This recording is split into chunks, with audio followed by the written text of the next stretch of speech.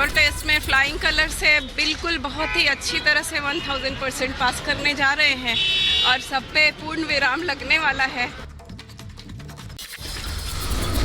उपेंद्र कुशवाहा ने आरजेडी पर किया बड़ा हमला, कहा उन्हें अपने विधायकों पर भरोसा नहीं, इसलिए अपने विधायकों को कैद करके रखा गया। भारत की बड़ी कूटनीतिक जीत, कतर की जेल से 8 पूर्व सैनिक किए गए रिहा, 7 सुरक्षित वापस लौटे। कतर के अमीर के फैसले का विदेश मंत्रालय ने किया स्वागत, प्रेस नोट जारी कर कहा नागरिकों की रिहाई के लिए कतर का आभार। जासूसी के आरोप में पूर्व 9 सैनिकों को हुई थी उम्र कैद की सजा, मोदी सरकार के हस्तक्षेप के बाद कतर सरकार ने बदला फैसला। कतर से लौटे नागरिकों ने भारत सरकार का जताया आभार, कहा मोदी सरकार की कोशिशों की वजह से उनकी जान बची है। स्वदेश लौटने पर पूर्व 9 सैनिकों के चेहरे पर दिखाई दी खुशी, एयरपोर्ट पर भारत माता की जय के लगाए नारे।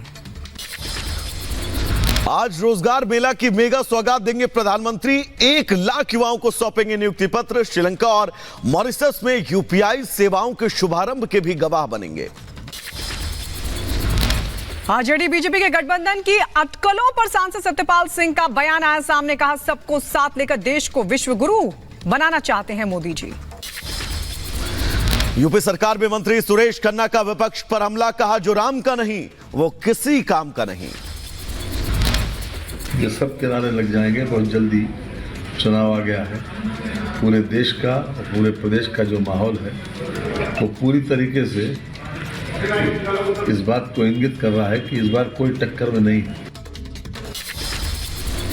आरजेडी नेताओं का कांग्रेस पर हमला, कहा चौधरी चरण सिंह के सम्मान से कांग्रेस को दिक्कत। भारतीय कबड्डी टीम के पूर्व कप्तान दीपक हुड्डा बीजेपी में शामिल, सोशल मीडिया पर तस्वीरें पोस्ट कर जानकारी साझा की। बॉक्सर स्वीटी बूरा बीजेपी में शामिल, कहा प्रधानमंत्री मोदी के नेतृत्व में आगे बढ़ रहा है देश। मिशन दक्षिण पर गृहमंत्री अमित शाह मैसूर के चामुंडेश्वरी मंदिर में पूजा अर्चना के बाद शाह ने की बीजेपी कोर कमेटी की बैठक, लोकसभा चुनाव को लेकर रणनीतिक चर्चा। उधर बीजेपी ने दक्षिण में झोंकी अपनी ताकत, पार्टी अध्यक्ष जेपी नड्डा ने चेन्नई में किया मेगा रोड शो, डीएमके सरकार पर लगाया आरोप, कहा सरकार ने लोगों का रोड शो में आने से लोगों को रोका। बीजेपी ने राज्यसभा चुनाव के लिए 14 उम्मीदवारों का किया ऐलान, सुधांशु त्रिवेदी, आरपीएन सिंह को यूपी से टिकट, हरियाणा से सुभाष बराला को बनाया उम्मीदवार। राज्यसभा का टिकट मिलने के बाद बीजेपी नेता चौधरी तेजवीर सिंह ने जताई खुशी, अपने कार्यकर्ताओं के साथ पूर्व सांसद ने मनाया जश्न। आदरणीय मोदी जी को, जिन्होंने मुझे, मेरे नेताओं ने ऐसा इस पद के योग्य समझा और मेरा नाम उत्तर प्रदेश की सूची में लाकर राज्यसभा में भेजने का मुझे ये प्रयास किया गया है। उधर पंजाब और दिल्ली को लेकर अरविंद केजरीवाल का दावा, दोनों राज्यों में सभी सीटें जीतेगी आम आदमी पार्टी, पंजाब और दिल्ली में आम आदमी पार्टी की लहर है। पंजाब में अरविंद केजरीवाल के अकेले लोकसभा चुनाव लड़ने के ऐलान पर बोले कांग्रेस के नेता प्रताप सिंह बाजवा, हमारी पार्टी अपने दम पर लड़ने में पूरी तरह सक्षम। यूपी के मुजफ्फरनगर में जेपी नड्डा और सीएम योगी करेंगे ग्राम परिक्रमा यात्रा का शुभारंभ, यात्रा को लेकर मुजफ्फरनगर में तैयारी पूरी, गांव वालों और किसानों को सरकार की नीतियों की जानकारी देंगे। और आपको बता दें पूर्व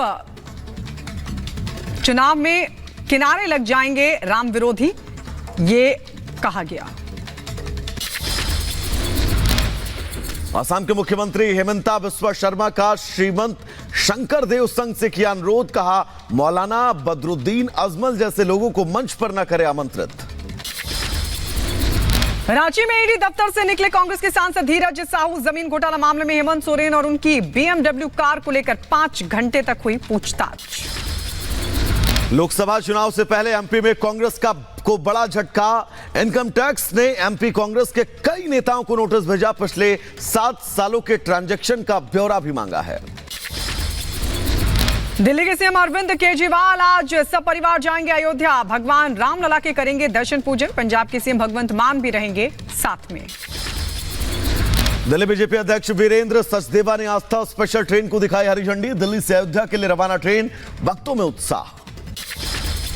सब एक ही नाम ले रहे हैं, जय श्री राम, और माननीय प्रधानमंत्री जी का धन्यवाद कर रहे हैं कि जिन्होंने इतनी सुंदर व्यवस्था की है। रेलवे के अधिकारी देखिए, कर्मचारी देखिए, सब इस भक्ति भाव से सेवा में लगे हैं। उधर हल्द्वानी हिंसा मामले में अब तक 30 आरोपी हुए गिरफ्तार। पुलिस ने कहा गिरफ्तार आरोपियों से 7 तमंचे बरामद हुए। मुख्य आरोपी अब्दुल मलिक अब तक फरार। हल्द्वानी के बनभूर पुला की गलियों में हिंसा के बाद सन्नाटा। उपद्रवी घर छोड़कर भागे, कार्रवाई के डर से घर बंद नजर आए।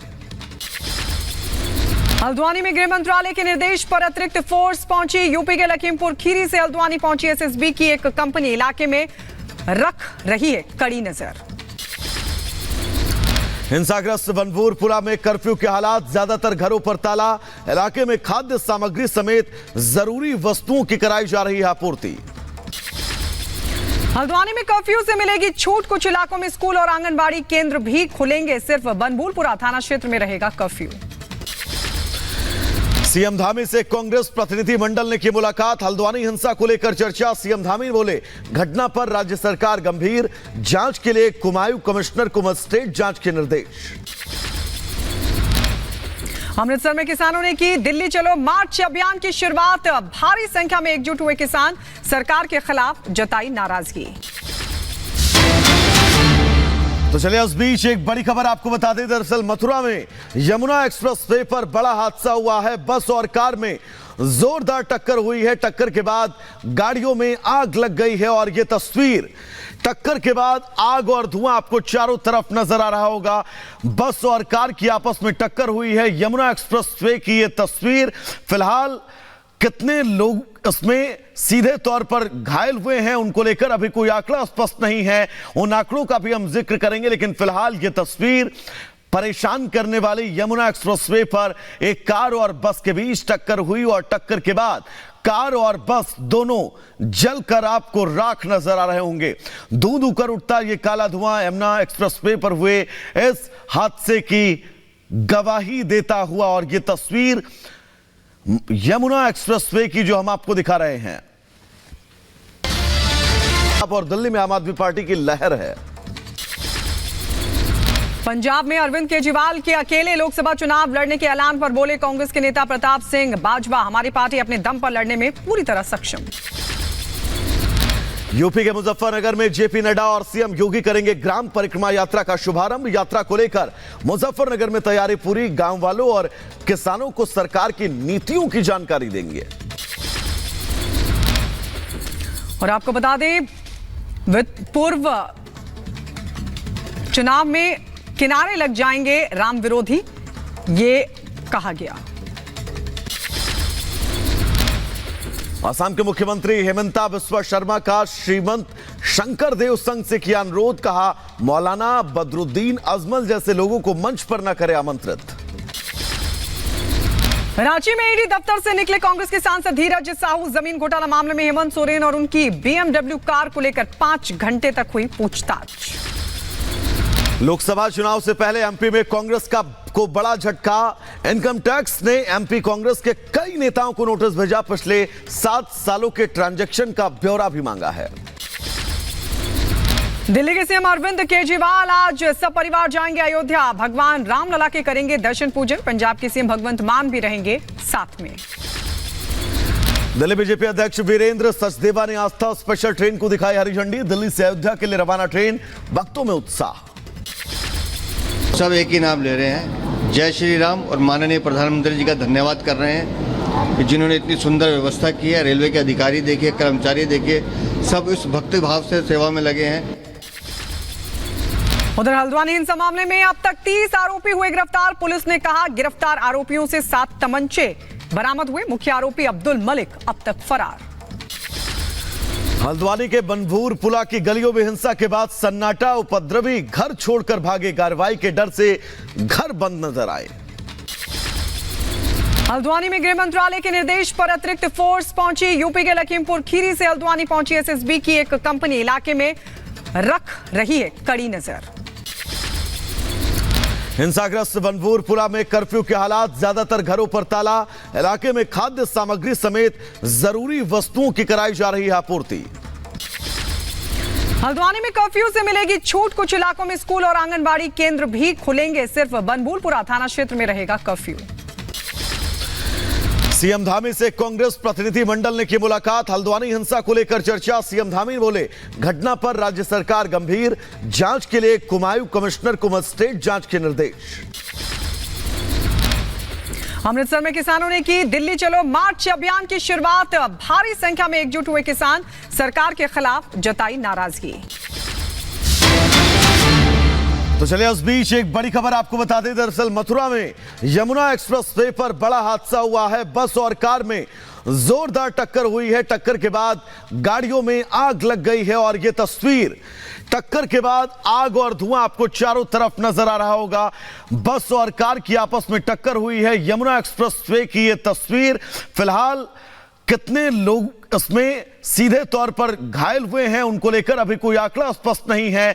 उन आंकड़ों का भी हम जिक्र करेंगे, लेकिन फिलहाल यह तस्वीर परेशान करने वाली यमुना एक्सप्रेसवे पर एक कार और बस के बीच टक्कर हुई और टक्कर के बाद कार और बस दोनों जलकर आपको राख नजर आ रहे होंगे।